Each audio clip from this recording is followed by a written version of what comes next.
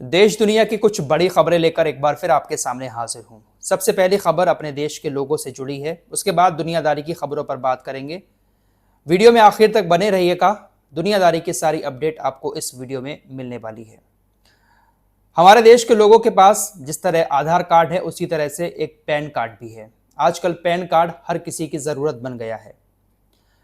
जो लोग ज्यादा कमाते हैं उनको ITR भरने के लिए पैन कार्ड की जरूरत होती है। बैंक से जुड़े काम बिना पैन कार्ड की मदद से आप सही से नहीं कर पाते हैं। किसी भी तरह के बड़े फाइनेंशियल ट्रांजैक्शन के लिए पैन कार्ड की जरूरत बहुत ज्यादा पड़ती है। और भी बहुत सारे काम अब ऐसे हैं जिसमें पैन कार्ड की जरूरत आधार कार्ड के साथ ज्यादा पड़ने लगी है।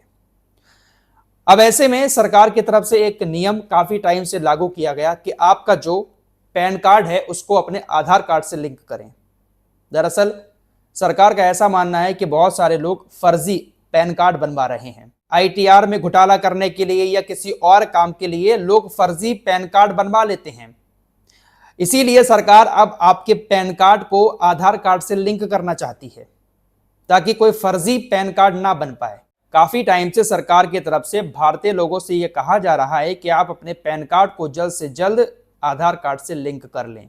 हर बार डेडलाइन आती है, 6 महीने बढ़ा दिया जाता है टाइम, लेकिन फिर भी अभी तक सभी पैन कार्ड आधार कार्ड से लिंक नहीं हो पाए हैं। एक बार फिर से सरकार ने इस डेडलाइन को 31 दिसंबर 2025 कर दिया है।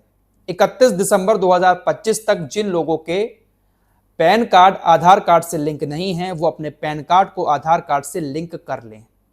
अगर आप नहीं करते हैं तो 1 जनवरी 2026 से आपका जो पैन कार्ड है वो किसी काम का नहीं रहेगा, उसको इनएक्टिव कर दिया जाएगा। फिर ऐसा पैन कार्ड जो आधार कार्ड से लिंक नहीं है वो ना बैंक में काम आएगा, ना ITR भरने में काम आएगा, ना किसी और काम में आएगा। डेडलाइन अगर निकल जाती है तो उसके बाद अगर आप अपने पैन कार्ड को आधार कार्ड से लिंक करते हैं तो 1000 रुपए का आपको जुर्माना देना पड़ेगा। अभी फ्री होगा लेकिन फिर 1000 रुपए का आपको चार्ज देना पड़ेगा। तो जिन लोगों का पैन कार्ड आधार कार्ड से लिंक नहीं है वो अपने पैन कार्ड को आधार कार्ड से बहुत आसानी से अपने मोबाइल से ही घर बैठे लिंक कर सकते हैं। आप अपना मोबाइल उठाएं, गूगल खोलें और इनकम टैक्स की ये जो वेबसाइट आपकी स्क्रीन पर लिखी है, इस वेबसाइट को अपने गूगल में सर्च करें।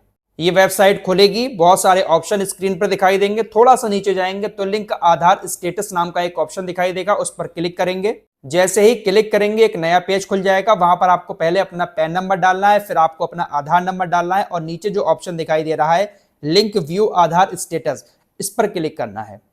अगर आपका आधार कार्ड पहले से लिंक है तब भी आपको पता चल जाएगा कि आपका पैन कार्ड आधार कार्ड से लिंक है या नहीं है। और अगर नहीं होगा तो यहां से कुछ स्टेप्स को और फॉलो करेंगे, आपका पैन कार्ड आधार कार्ड से लिंक हो जाएगा। तो घर बैठे इसको आसानी से आप अपने मोबाइल से ही लिंक कर सकते हैं। आइए अब मिडिल ईस्ट की तरफ चलते हैं। सबसे पहले बात ईरान और अमेरिका की कर लेते हैं। हाल ही में आपने देखा कि ईरान का इजराइल और अमेरिका के साथ किस तरह का पंगा रहा। इजराइल और अमेरिका ईरान को परमाणु बम बनाने से रोक रहे हैं। अमेरिका बहुत पहले से यह कोशिश करता चला आया है कि हम ईरान से बातचीत करें, लेकिन ईरान कह देता है कि हम बातचीत नहीं करेंगे। हम उसी शर्त पर बातचीत करेंगे परमाणु मामले पर जब आप इजराइल से भी बातचीत करें कि इजराइल भी अपने हथियारों को लेकर कुछ जानकारी दे और अपने हथियारों को भी अपने से अलग करे। आप सिर्फ हमसे बातचीत करते हो। ईरान हमेशा यही कहता है कि आप हमसे बातचीत करके कहते हो कि आप अपने परमाणु प्रोग्राम को रोक दो, लेकिन इजराइल से कुछ नहीं कहते हो। एक बार फिर से ऐसी खबरें चली कि अमेरिका ईरान से बातचीत करना चाहता है और ओमान के जरिए मैसेज भिजवाया गया ईरान को, लेकिन ईरान की तरफ से कहा गया कि ऐसा कोई मैसेज हमें प्राप्त हुआ नहीं है। अमेरिका ने हमसे ऐसी कोई अपील नहीं की है, लेकिन अगर अमेरिका करेगा भी ऐसी कोशिश हमसे बातचीत करने की, तब भी हम अमेरिका से परमाणु मामले पर बातचीत नहीं करेंगे। ईरान के सुप्रीम लीडर अयातुल्लाह खामेनी ने साफ कह दिया कि जब तक अमेरिका इजराइल को हथियार मुहैया कराता रहेगा तब तक हम अमेरिका से किसी भी मामले पर बातचीत नहीं करेंगे। अयातुल्लाह खामेनी ने कहा कि अमेरिका अपने सैन्य अड्डे बना रहा है, हथियार मुहैया करा रहा है, पैसे भी मुहैया करा रहा है इजराइल को। जब तक अमेरिका ऐसा करता रहेगा हम किसी भी तरह की बातचीत अमेरिका से नहीं करेंगे, हम दरवाजे बंद करते हैं। दरअसल लगातार ऐसी खबरें आ रही हैं कि ईरान का जो यूरेनियम था वो पूरी तरीके से सुरक्षित है। अमेरिका ने हमले बहुत सारे किए लेकिन इसके बावजूद भी यूरेनियम ईरान बचाकर निकल गया। इनका भी बयान आया है राष्ट्रपति का। इन्होंने कहा कि हम फिर से परमाणु ठिकाने बनाएंगे, ये पहले से ज्यादा मजबूत होंगे। यानी सीधी सी बात है कि ईरान के पास परमाणु बम बनाने के लिए यूरेनियम तो बचा हुआ है, यूरेनियम सही सलामत है, बस जो ठिकाने थे जहां पर परमाणु बम बनाया जा रहा था वो ठिकाने जरूर तबाह हुए हैं। अमेरिका के V2 बम ने उन ठिकानों को जरूर नुकसान पहुंचाया है। अमेरिका की हर जगह घुसने की आदत तो बहुत पुरानी है। तालिबान और पाकिस्तान के बीच हाल ही में कैसे हालात रहे, हालात अभी भी अच्छे नहीं हैं। पाकिस्तान अभी भी अमेरिका से मिले हुए ड्रोन को तालिबान में भेज रहा है। तालिबानी सरकार के स्पोक्स पर्सन जबीउल्लाह मुजाहिद ने आरोप लगाया कि अमेरिकी ड्रोन पाकिस्तान के हवाई क्षेत्र से गुजरकर अफगानिस्तान की बाहरी सीमा में एंटर कर रहे हैं। तालिबानी स्पोक्स पर्सन ने अमेरिका का नाम लिए बिना कहा कि कुछ ताकतें हैं जो क्षेत्र में इस तरह की उकसावे वाली हरकतें करवा रही हैं। पहले भी ऐसी ताकतें हमसे टकरा चुकी हैं, उसका अंजाम वो लोग देख चुके हैं। बगराम एयरबेस भी इन लोगों को चाहिए, लेकिन हम कुछ नहीं देंगे। ये ताकतें जो हैं हमें यहाँ पर लड़ाना चाहती हैं, यहाँ पर अशांति फैलवाना चाहती हैं। यानी अमेरिका को लेकर उन्होंने इस तरह की बातें कही हैं।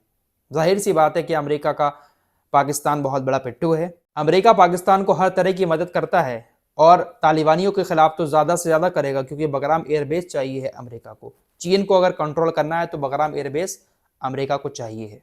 तालिबानियों को लेकर एक और खबर सोशल मीडिया पर बहुत ज्यादा चल रही है। ट्विटर एक्स पर ये जो जिरोक है, जो हर खबर को वेरीफाई करता है, ये भी कह रहा है कि हाँ ये खबर सही है। दरअसल तालिबानियों के ऊपर हमेशा ये आरोप लगते चले आए हैं। दुनिया भर की मीडिया ने इस तरह की चीजें चलाई कि अफगानिस्तान के अंदर जो महिलाएं हैं उनको तालिबानी सरकार पढ़ने नहीं देती है, आगे नहीं बढ़ने देती है, उनके ऊपर शरीयत के नाम पर अत्याचार किया जाता है। बहुत सारे आरोप तालिबानी सरकार के ऊपर लगे।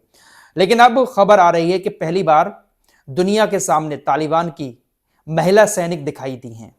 जी हाँ, ये बहुत बड़ी खबर है और इसको जिरोक भी वेरीफाई कर रहा है कि हाँ ये हुआ है। दरअसल अभी कुछ दिन पहले अफगानिस्तान के अंदर एक प्रोग्राम हुआ था। उस प्रोग्राम में जो उप आंतरिक मंत्री नबी उमारी हैं, उन्होंने एक ग्रेटर अफगानिस्तान का नक्शा पेश किया था और इस नक्शे को महिला सैनिकों ने उनको सौंपा था। ये ग्रेटर अफगानिस्तान क्या है? दरअसल अफगानिस्तान के आसपास जो पाकिस्तान का एरिया है, अफगानिस्तान कहता है कि ये हमारा है।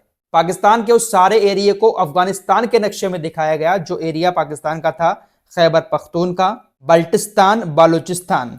अभी ये एरिया पाकिस्तान के पास हैं, लेकिन अफगानिस्तान ने इसको अपना एरिया बताते हुए एक ग्रेटर अफगानिस्तान का नक्शा पेश किया और ये नक्शा महिला सैनिकों ने मंच पर आकर मंत्री जी को दिया। तालिबानी नेता खड़े हुए हैं, महिलाएं आर्मी की ड्रेस में दिखाई दे रही हैं।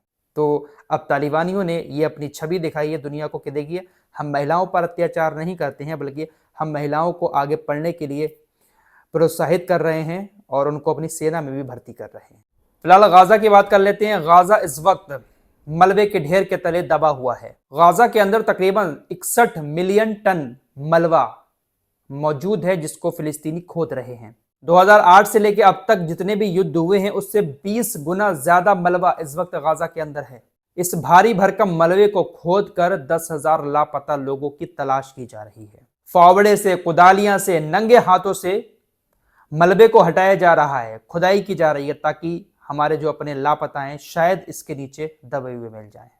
तो गाजा में इस वक्त ऐसे हालात हैं। फिलहाल सीजफायर तो है लेकिन हालात अच्छे नहीं हैं। इस रिपोर्ट में इतना ही। कुछ और खबरों के साथ फिर हाजिर होऊंगा। अपना ख्याल रखिएगा। अल्लाह हाफिज।